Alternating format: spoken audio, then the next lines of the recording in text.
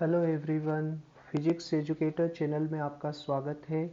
आज अपन एक करंट कैरिंग कंडक्टर के टू हाफ्स के बीच फोर्स पर यूनिट लेंथ कैलकुलेट करेंगे। ये प्रॉब्लम पाथफाइंडर के चैप्टर मैग्नेटिक फील्ड में चैलेंज योर अंडरस्टैंडिंग सेक्शन से ली गई है। सबसे पहले मैं आपके लिए प्रॉब्लम स्टेटमेंट रीड कर देता हूँ। इस प्रॉब्लम में ये दिया गया है, consider a long current carrying cylindrical conductor of radius capital R. Current density J inside the conductor is uniform over its cross section. Deduce suitable expression for force of interaction per unit length between two halves that are obtained by dividing the conductor by a plane containing the axis of the conductor. तो यहाँ पर देखिए अपने को एक cylindrical current carrying conductor दिया हुआ है। मान लीजिए ये सिलिंड्रिकल करंट कैरिंग कंडक्टर है।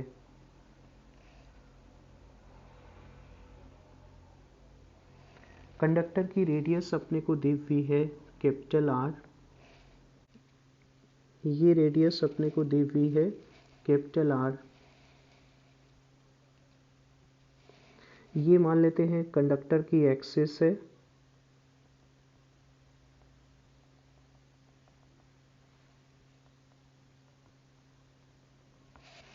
अपने को करंट डेंसिटी यूनिफॉर्म दिया हुआ है। अगर करंट डेंसिटी यूनिफॉर्म है तो अपन J को I की टर्म्स में ये लिख सकते हैं, J इज इक्वल टू, मान लो सिलेंडर से I करंट फ्लो हो रही है तो J हो जाएगा I upon cross sectional area यानी पाई आर स्क्वायर।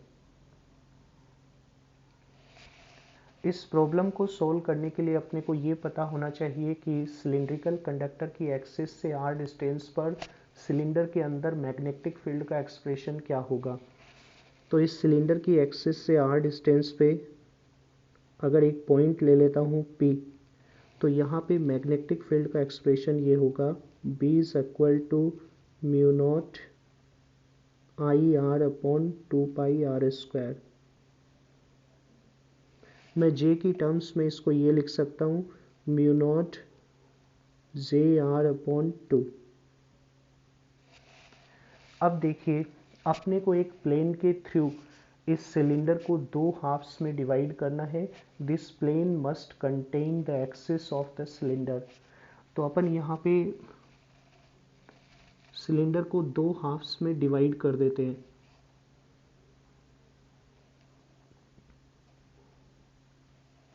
यहाँ पर देखिए मैंने सिलेंडर को दो हाफ में डिवाइड कर दिया है।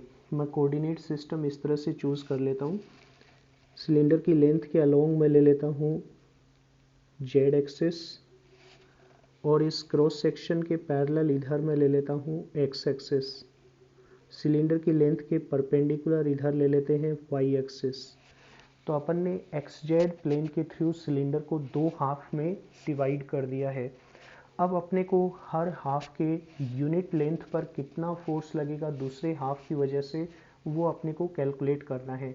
जैसे मैंने यहाँ पे राइट हाफ का यूनिट लेंथ दिखाया है, इस यूनिट लेंथ पर लेफ्ट हाफ की वजह से कितना फोर्स ऑफ इंटरेक्शन लगेगा वो अपन कैलकुलेट करेंगे। तो नेक्स्ट अपन प्रॉब्लम को सॉल्व करते हैं।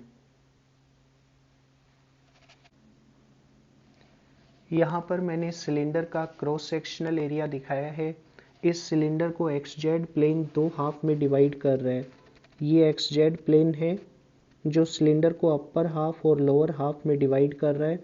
अपने को अपर हाफ की यूनिट लेंथ पर लोअर हाफ की वजह से फोर्स निकालना है। तो मैं अपर हाफ पे एक छोटा सा करंट एलिमेंट कंसिडर कर लेता हूँ जिसका क्रॉस सेक्शनल एरिया मान लेते हैं dA है।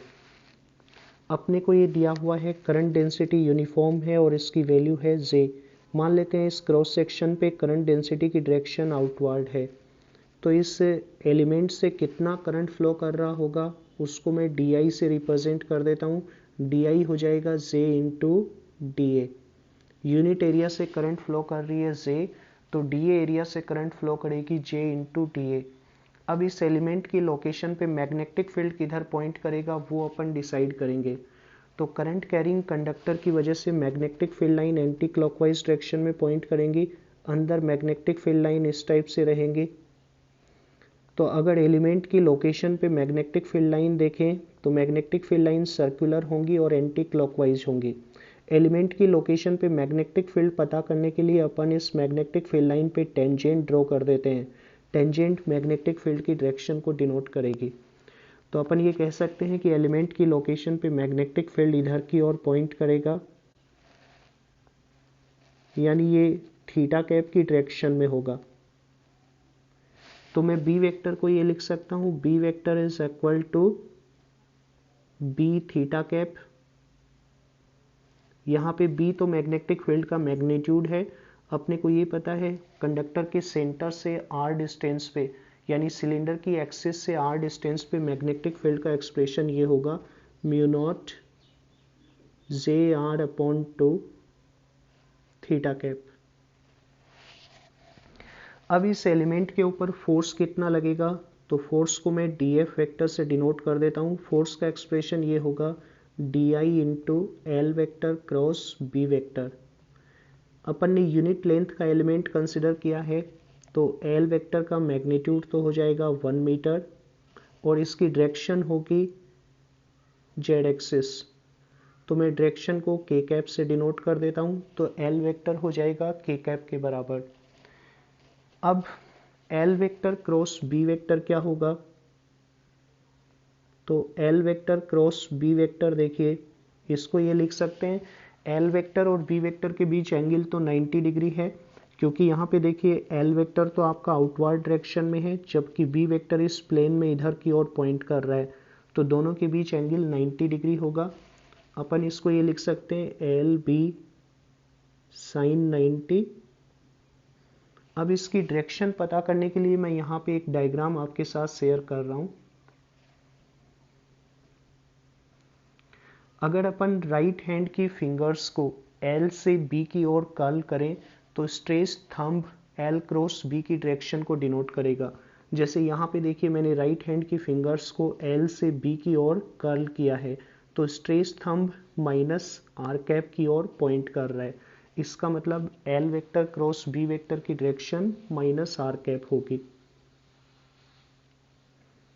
अब एल और बी का मैग्नीट्यूड यहाँ पे रख देते हैं, तो ये अपने पास आ जाएगा एल की वैल्यू तो है 1 और बी की वैल्यू है mu naught J R upon 2।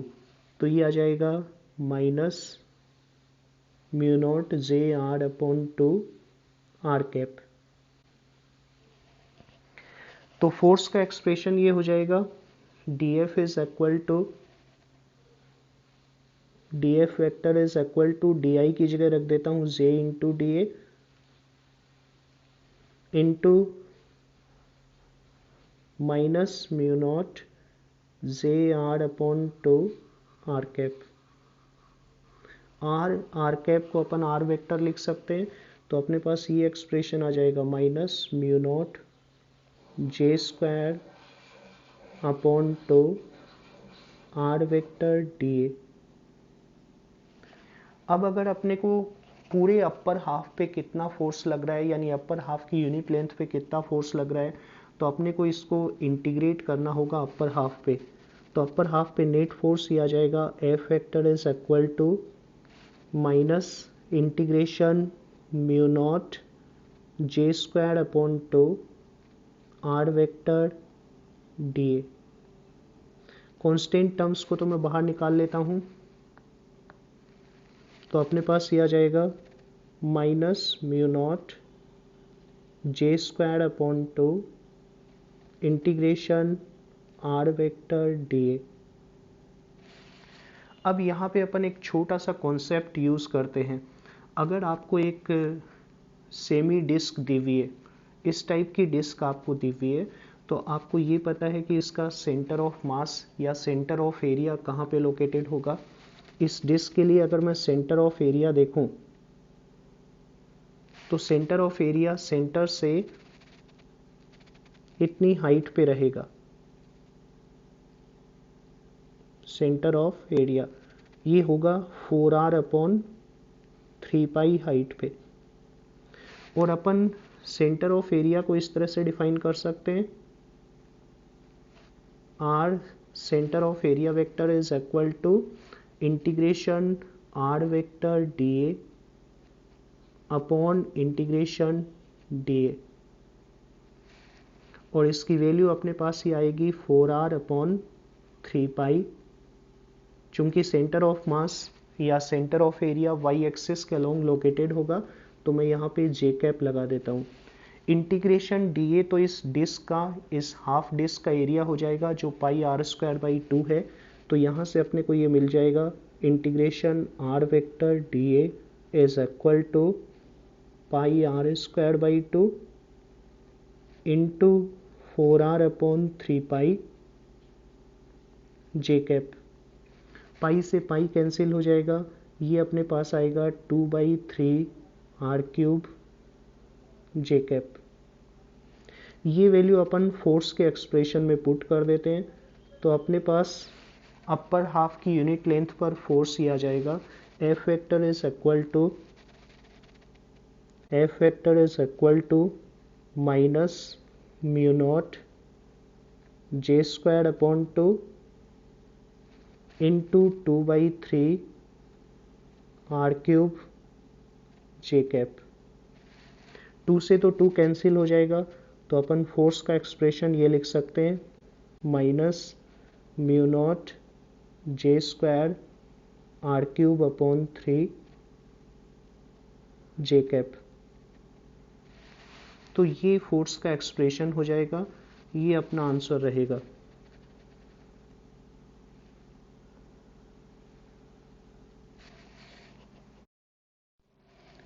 तो फ्रेंड्स, मैं आशा करता हूँ कि पाथफाइंडर की ये प्रॉब्लम आपको अच्छी लगी होगी। ऐसी ही अदर इंटरेस्टिंग प्रॉब्लम्स और उनके सॉल्यूशंस के लिए आप फिजिक्स एजुकेटर चैनल को सब्सक्राइब कीजिए और इस वीडियो को लाइक और सब्सक्राइब करना ना भूलिए।